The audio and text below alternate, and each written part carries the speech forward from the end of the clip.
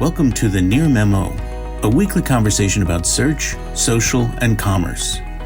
What happened, why it matters, and the implications for local.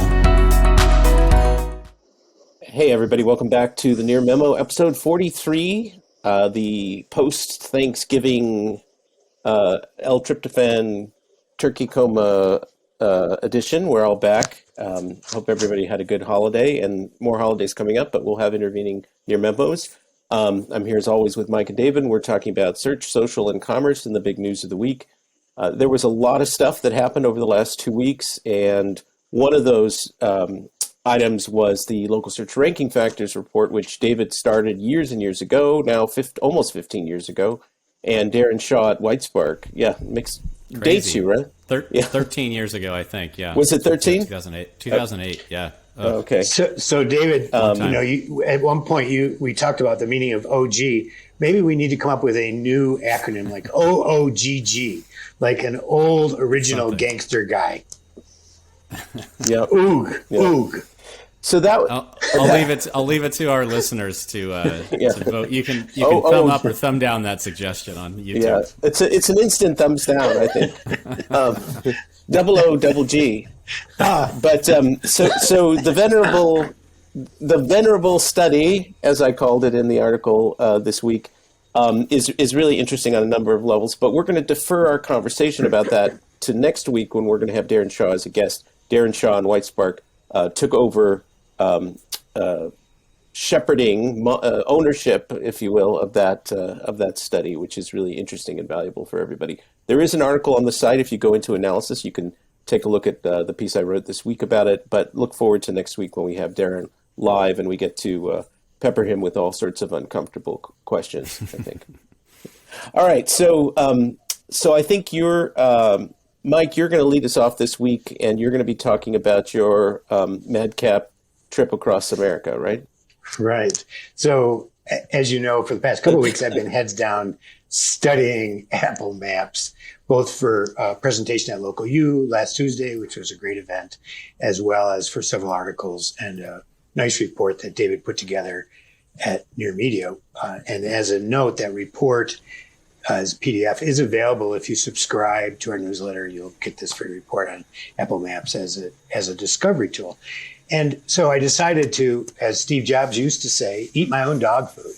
So we had a rapidly planned trip where we had to drive from New York to Santa Fe.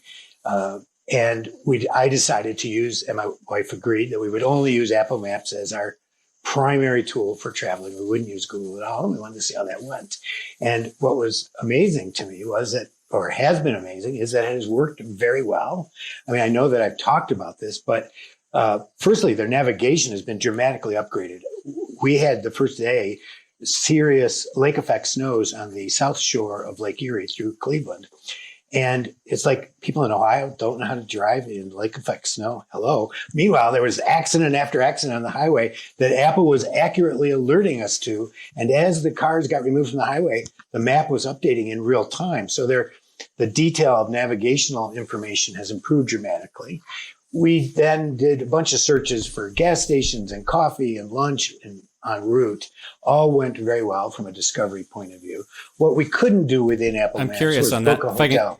If I can just interrupt Mike on the coffee and lunch question as you go across America. So Google, I think, does a relatively good job of interspersing true mom and pop businesses in pre-packs, even in relative mom and pop deserts. And I'm curious if that was your experience with Apple Maps as well, or if you were just getting McDonald's, Burger King, and Wendy's.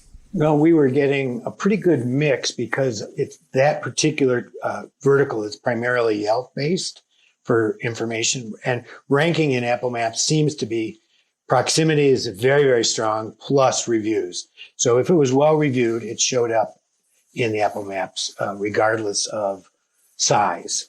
We even found a really nice state park, a historic state park that we explored during one lunch break that way. But what didn't work was hotels, and we used hotels tonight for that.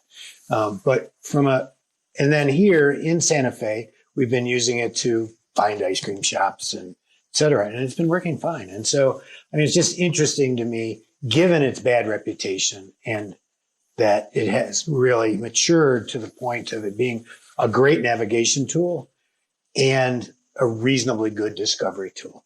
Not up to I think Google's standard. I think you're single-handedly changing Apple Maps' reputation, Mike, given all the tweets from local you that I saw. Well, I mean, my exploration of it is that it's becoming significant, and from a marketing point of view, even if it's a pain in the ass to deal with, it is significant. And it's did you see any native reviews for any of the, just in your organic looking searches for coffee shops, et cetera? Did you see any of the Apple native reviews? Mostly in restaurants, we're seeing it. Yeah. So not so much in coffee shops, but in restaurants, I'm starting to see native reviews. One of the big questions that I have is like, how many? Mostly they had 6, a minimum of 6. So the question though is that they're not being replaced automatic. Like Yelp reviews aren't being replaced automatically. There's some number you have to have for Apple to replace Yelp reviews. I don't know what that number is. See, it seems like that would be a valuable number to report, because I'm sure there are a ton of businesses out there that would like to bump their Yelp reviews from their Apple profile. Exactly. I mean, it certainly would look a whole lot better, and because it's even if you only have 4 or 5, it still shows you as 100% or 95% satisfaction. Right. So I think that's it's a lot easier to ask for an Apple thumb than it is for a Yelp review, and let alone to get the Apple thumb to stick. So, and I know, and anecdotally, I've heard from a number of sophisticated users. Both of you have started to use Apple Maps, I believe. I've been using it for years. Yeah, I'm using it almost exclusively now for navigation. And that's a shift, right? I mean, historically, it's only been default users by people who didn't know any better. They thought they were on Google Maps. They were actually using Apple Maps. But over the past several years, I've heard a number of these anecdotal stories of more sophisticated users switching. It was either for privacy reasons or actually the navigation experience, which is quite good, or perhaps they had an Apple Watch. So there was a number of reasons people have switched. Don Campbell, it's another one that switched. And so I'm hearing that more and more. So it's just interesting. It's taken 9 years, 10 years. What are we on here? 9 years. Yeah, released in 2012. And obviously it takes a long time to overcome the stain on their reputation. Yeah. Thanks for joining David, Mike, and Greg. To stay on top of the latest developments in local, subscribe to our newsletter at nearmedia.co. We'll see you next week.